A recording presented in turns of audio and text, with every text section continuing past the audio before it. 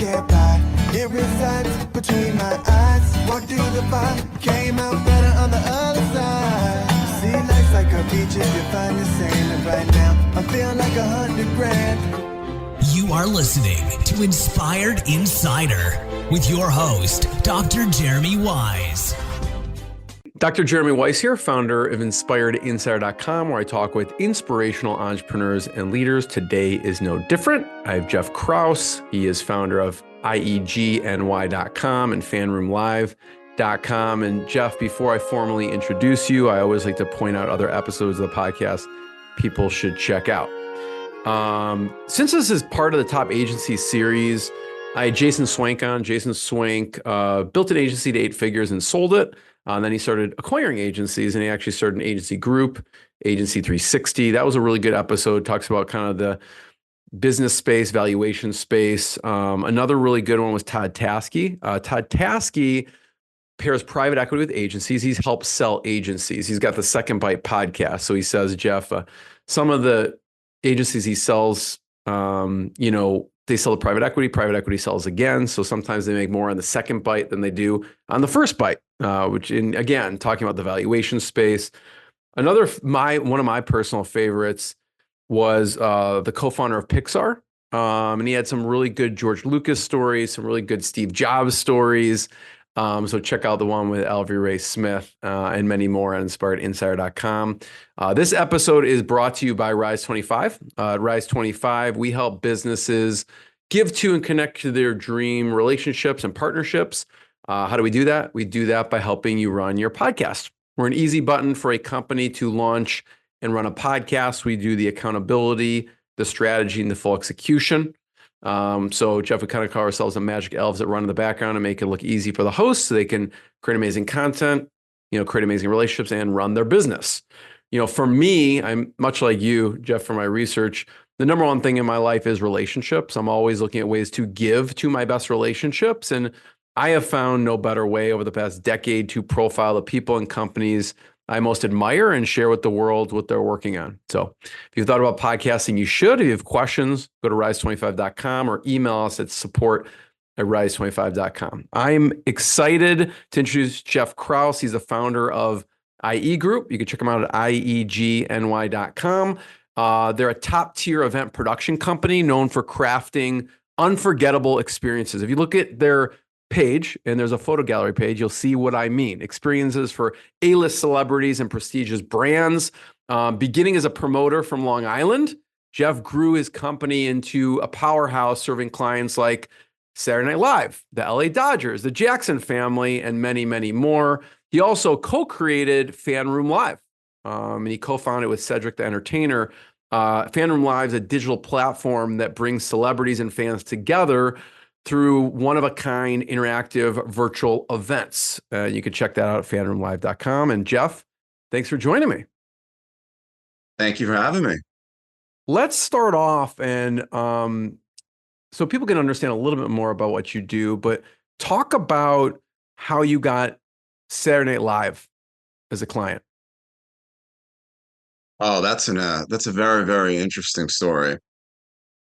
So years ago, I became friends with Chris Rock's personal assistant. He actually introduced me to the head of talent relations at Saturday Night Live. Came down to a lounge that I was working with. We had a couple drinks, spoke about doing potentially some events together. Yeah, they actually ended up doing a party for the writers team and everybody that has to do with the writing department at Saturday Night Live at the bar that I was working with, or lounge, I should say.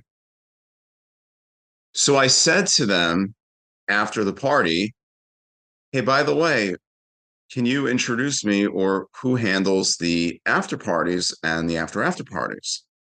So they said, well, the after party, which is more of a dinner, that's one thing.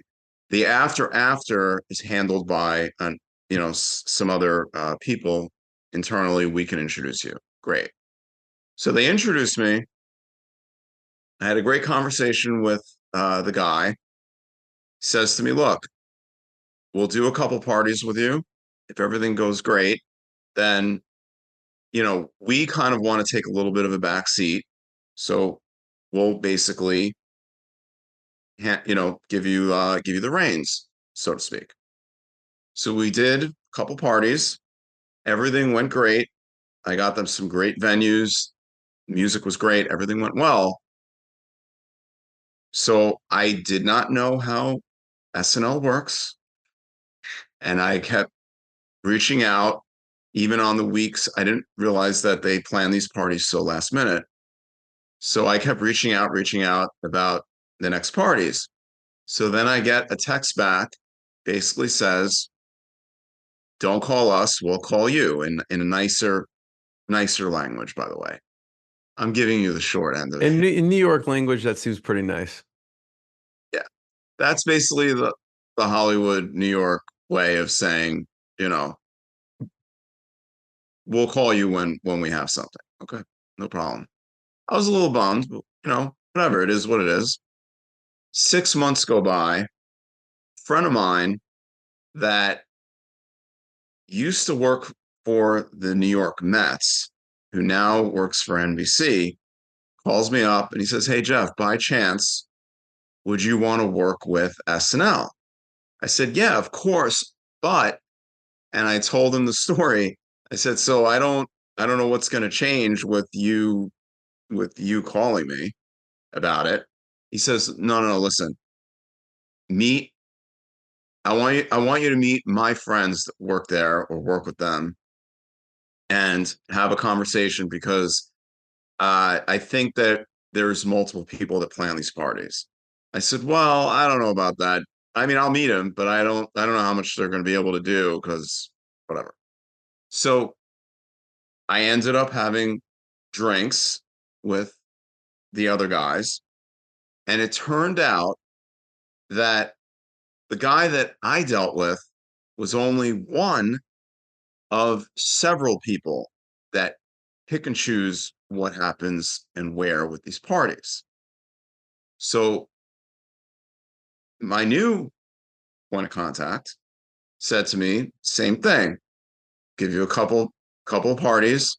If everything if everything goes well and you get us some great spots and the party goes well, you can have my end of the parties. So that means essentially 1/3 or whatever that he plans. So everything went well, and he said, "Jeff, you have my third of the parties."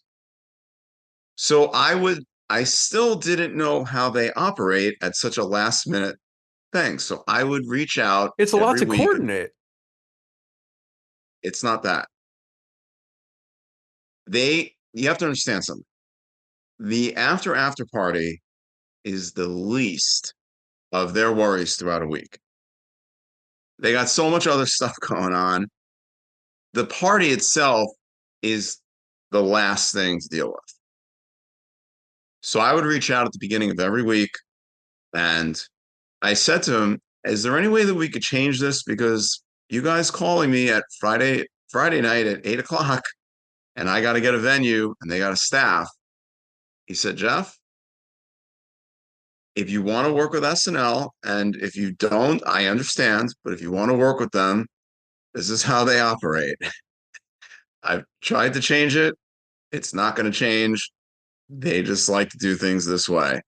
So I said, "Okay, no problem." So what I did was I would call a couple different venues at the beginning of each week, and I would say, "Look, we're Friday night at 8 o'clock. We're going to make a decision on where we're going. Staff up, and when I call you, that means that we're 100% on." So this way, I don't have to worry about whether they're staffed or not. I just can't confirm with them until the end of the week. So I reverse engineered the whole thing. So it turns out the guy that I originally dealt with moved out of town. So by default, they now come to me and have been for the last number of years with most of the after parties. Who knew? By default. This Well, it comes with, hard work, follow up, Oh, making the absolutely. connections and everything behind the scenes. And you say, Jeff, goes well, right? Talk a little bit about what it takes, because there is a lot of moving pieces. What stuff do you typically have to arrange, and how does it work? Well, by the way, I just want to say one thing. When I say by default, I mean it in the sense of that there's nobody else that is dealing with it on their side. They only have one person really that wants to deal with it. And that is my point of contact. That's what I meant by default. There were multiple people that were choosing the space each week, and then it'd be a different story. But they designate now one person, at least most of the time, and that person relies on me to handle it. That's what I meant. Yeah, totally. What goes into throwing a great party, right? You've thrown many different venues, celebrities. Talk about what goes into throwing a great party. Well, number one, you have to have obviously great drinks. You have to have great music. DJ selection is very, very important because that can make or break the party. Uh, you have to have your staff all aligned as far as who's going where, making sure that the doors open on time, just little things that you wouldn't think of. And yeah, just making sure the client is happy, the food is good. I mean, there's a lot of different things that go into planning a good party. Entertainment, is there going to be a live band or a performance? Maybe a magician. I don't, everything, it really depends on the client, but those are the fundamentals of having a great party is clientele is coming in, feeling like they got a great experience coming to this event. You also you've done a lot of work for the LA Dodgers. Talk about one of the events there and how it worked. Well, one event that we did with the LA Dodgers last year, we did it at Top Golf, and George Lopez hosted. As you know, he loves golf, so, and he loves the Dodgers, so that was a great fit.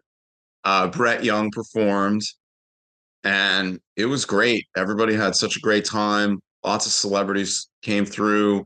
A lot of the Dodgers came through, and they raised a lot of money for the children's hospitals. In fact, George Lopez, during the auction, actually bought a lot of stuff himself just so that he can give back to the charities.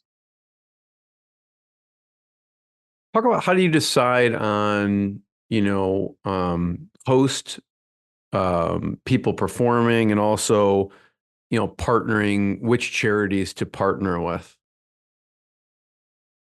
Well, the charity end of it, that depends with the Dodgers specifically. Chris Taylor, as far as the events I do with the Dodgers, he's always the one that heads that up, and it's always charities, children's hospital, anything to do with sick kids is their thing. So with George Lopez, he loves the Dodgers.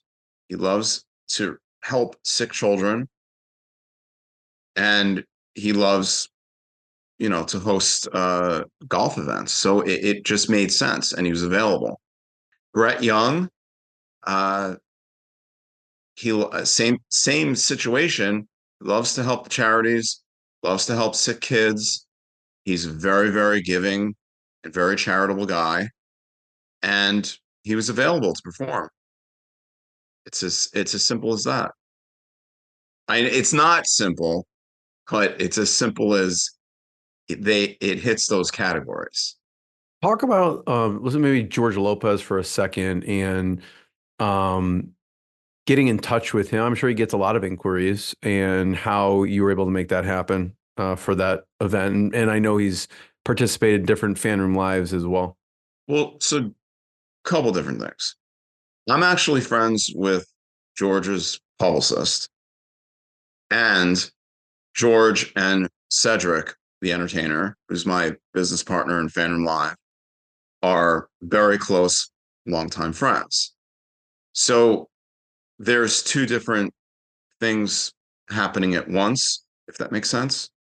My business partner has also known George Lopez for a very long time. So getting to him is not necessarily the issue. It's more of, is this a fit for George? Is it a fit for the Dodgers? We have access to him. That's not the issue.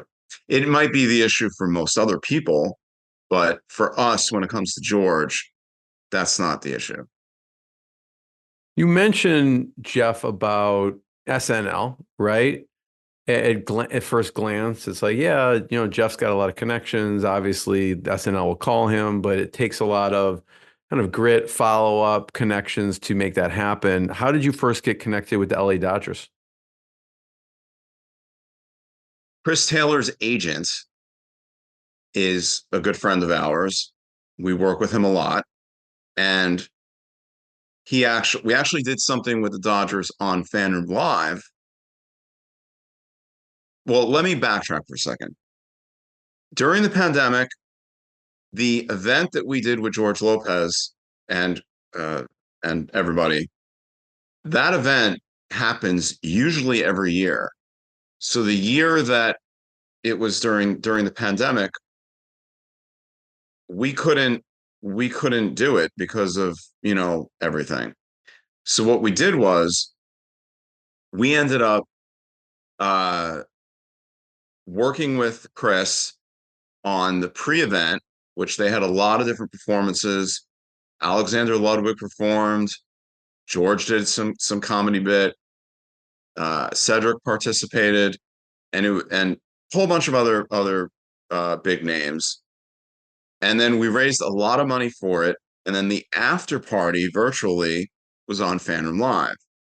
So for the after party, we had Tyler Rich and Tashina Arnold and Alexander Ludwig and Cedric and Chris Taylor and a few others that came in, and of course Jay Benjamin, who's the host of FanRoom Live and all around one of the best guys and funniest guys around, and Stacey Toy, who's also great person, and love having her aboard FanRoom Live as well.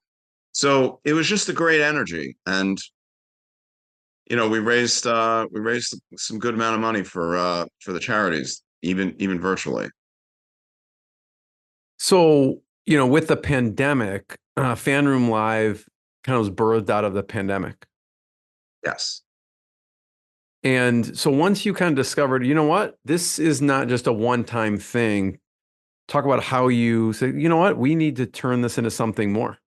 Because it could have been just a one-time event. Yeah, we're just going to do this virtual thing. What was the original idea? It was, well, so let's backtrack for a second. Before FanRoom Live was ever a thing, the way this idea came about was my business partner, Mitch Faulkner, we work with a lot of athletes and wrestlers that are friends of ours. Mitch books them for Comic-Cons and wrestling conventions and all this stuff. So he called me up and said, look, we're all bored in our house. Why don't we get some of our athlete friends online, maybe to teach a class or meet their fans? And I said, well, why don't we do that with celebrities as well? What a great idea. Why don't we raise some money for charities? What a great idea. So we started making calls. Called Cedric. We pitched him the idea, just a skeleton idea. We did not have the name FanRoom Live or anything other than this is the concept. And Cedric just said to us, it sounds great, but I think there's way more to this than what you're thinking. I think this could go on way past the pandemic. Okay. So we started, discussing partnership with him, and we started to brainstorm names and concepts and everything. And that is when FanRoom Live was born. You did. It wasn't that, yeah, the idea of it, the pure idea of it, just the skeleton idea of it was first. Then we named it FanRoom Live, and we came up with the actual format and everything to it. That birthed. So it wasn't just like, oh hey, let's do an event called FanRoom Live and be done with it.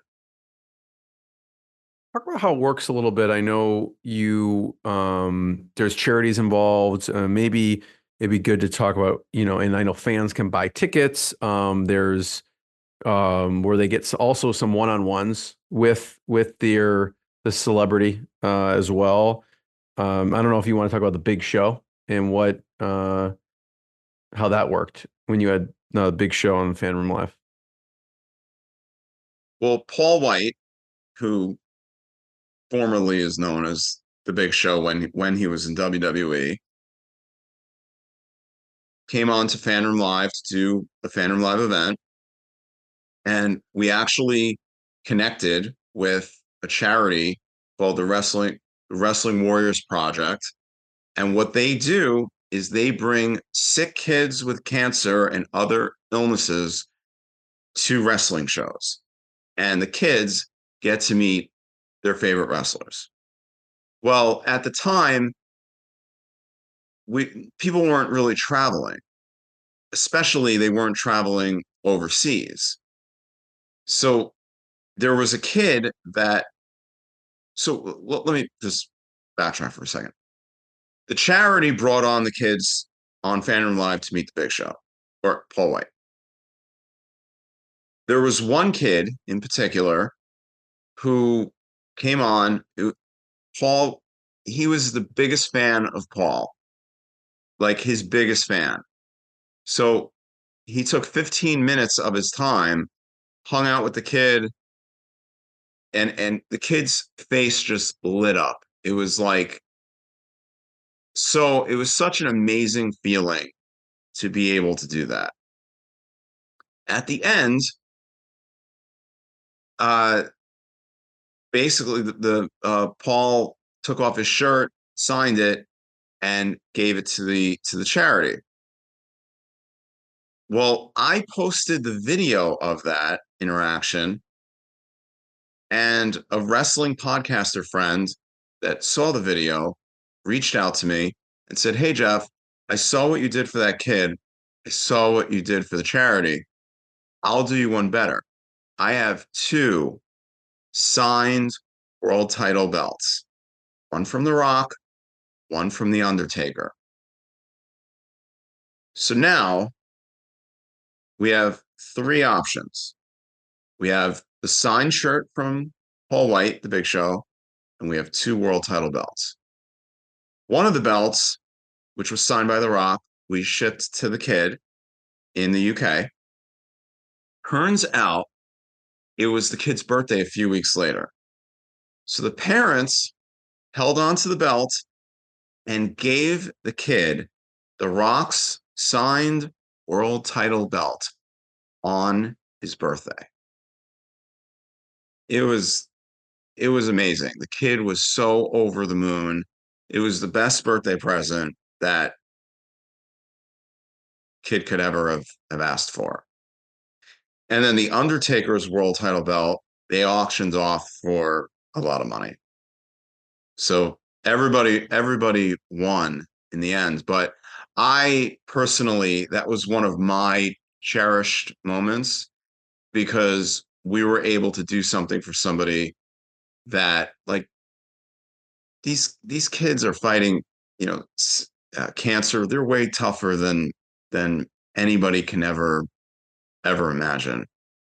And to be able to do that for somebody, just to make them smile, even for 5 minutes or 10 minutes or a day, or a couple days is the best feeling. No, I love, Jeff, how, giving begets giving. You know what I mean? Just putting it out there, and it really inspired other people, your friend who's the podcaster, to give Yeah. more. Rob Wilds, by the way, that's the podcaster's name. Shout out. Awesome. Love it. How does it work? Let's say someone's, this sounds great, Jeff. I want to attend one of these. Do they buy a ticket? How does it typically work for a fan to get involved? Because I mean, I know some of these kids were invited straight from the charity, but let's say someone's listening to this and they want to, actually go on one of these. How does it work? Yeah, they buy a ticket to get onto FanRoom Live with whichever celebrity or athlete or musician or comedian is hosting on that particular day. It So just now, typically they'll go on fanroomlive.com and just see up and coming events, or yeah, there are some in the works that have not been announced yet, but yes, that is how it works. Or they'll see it on our Instagram or whatnot. But yeah, that's how it works. They just go on to the site and they could buy a ticket. It just so happens that uh, Paul White's event was happening, and a few days before, I connected with charity. So it was a great tie-in because Paul was doing it, and we brought the charity on.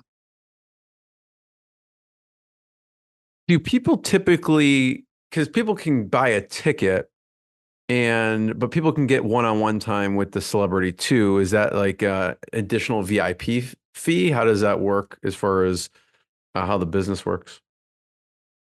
No, well, typically we have three tickets, depending on the event, between two and three tickets. Ticket number one, which we don't always do, is to just get access to the event where people could just join. Ticket option number two is they get to hang out one-on-one with the celebrity during the FanRoom live stream.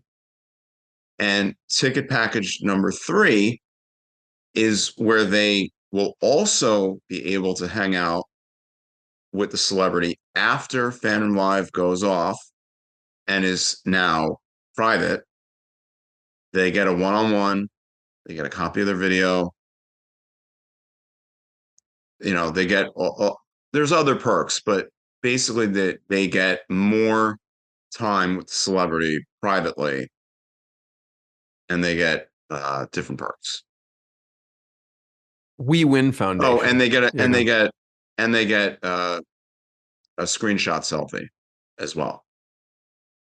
I'm sure people love it. Yeah. We Win Foundation. What'd you do with them? Well, Tashina Arnold and her sister, they founded the We Win Foundation. So we did an event with them and Beth Bears, who are actually Cedric's co-stars of the neighborhood. And we raised money and awareness for the We Win Foundation, which is an amazing charity. Uh, and Cedric actually popped in, and we got the three of them all at once. And it was a lot of fun. That was a very fun event and really great feeling to be able to raise money for them. You have some, different partners in the companies. Mitch Faulkner is one of those. How did you meet Mitch and the partnership come about? Mitch and I met many years ago. I want to say probably 15 years ago, maybe even more. And he was just coming up. I was more of a promoter back then, parties and that kind of stuff. And basically, our whole thing was just I'll introduce him to people that I know. He introduces me to people he knows. And our whole goal was we just wanted to get celebrities into the parties. He wanted to be able to book them for appearances. I just wanted to host them in the restaurants and in the parties. That was it. But what ended up happening was, as we were going along, people would then start reaching out to me, say, hey, we want to book a celebrity for Art Basel or a Comic-Con that they saw me, in a photo or whatever. So we started doing it. And I started to help Mitch get some of these opportunities and we would just do them together. So what ended up happening was Mitch then came to me and said, hey, why don't we just do this together? Because you're doing the restaurant stuff, but now people are starting to call you for these appearances. Why don't we just collaborate on everything? Okay, great. And we just started doing it. And it was one of the best decisions that we've made together, because two people are better than one. Jeff, talk about, obviously you build a lot of relationships in your business throughout the years. What are some of the mistakes people make when they are building relationships, especially with high profile people like you interact with? I think the biggest mistake is that people take things very personally, that are not, they shouldn't really take personally. And that's one big mistake. I think patience is another. You have to have patience, and you have to have thick skin, and you have to be willing to work hard. Those are my things that I think people really overlook. I mean, if a celebrity ends up doing an event without me or whatever, I'm not getting mad. It's just part of the, you know, part of the business. We'll do an event with them another time. It's not the end of the world. Other people would get offended. Oh, why didn't they call me? And I don't have time for that kind of stuff. I just look forward. Okay, who's coming up next? What's happening next? And I just keep moving forward. And I Yeah. just keep a positive attitude and appreciate what I have, not what I don't have. What's interesting when I was researching you, that the first event that you put on, so to speak, or promoted, they wouldn't even let you in. You know what I'm talking about? Yeah, yeah, I do. Talk about what was going through your mind. What was paint the picture. I mean, I was underage, and up until that point, I would show a fake ID or show an ID and get into a lounge or a club or a bar, no problem. It was never an issue. I never had issues getting into venues. So, of course, the one time that my friend, who, by the way, had been pressing me for like weeks to try out promoting a party, finally we do it. I show up to the door, and the bouncer asks for ID. I show my ID, and he looks at it and says, "This is not you." So I'm thinking in my head, oh my God, we have hundreds of people coming. We have people that we have not spoken to in a very long time coming to this party. I mean, my partner at the time, he literally was calling people that he hadn't spoken to in 10 years that they used to go to camp together. Tennis camp, to be exact. So, I mean, I'm very nervous. I'm freaking out. But my business partner was of age. He went in, he spoke to the guy that was in charge, started yelling and screaming. Me and my business partner busted our asses to put on this party and have, hundreds of people to pack this venue. And, but I guess he was so aggressive and annoying about it that the guy was just like, listen, I'll let him in. Just stop bothering me. I'll let him in. He just can't drink. What was So I got interesting in. I just too, wasn't allowed to drink. Jeff, is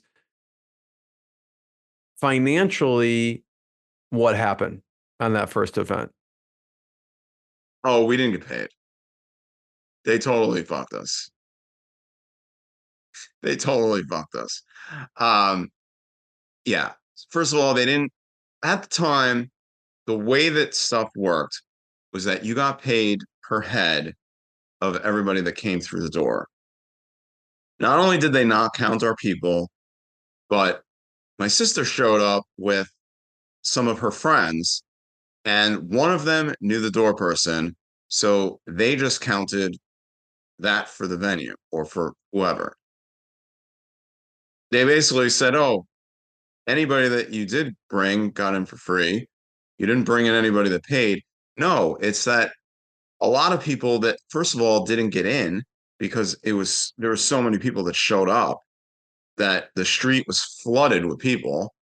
And secondly, they didn't count the people. So we got into a huge argument with the promoter, and he just didn't pay us.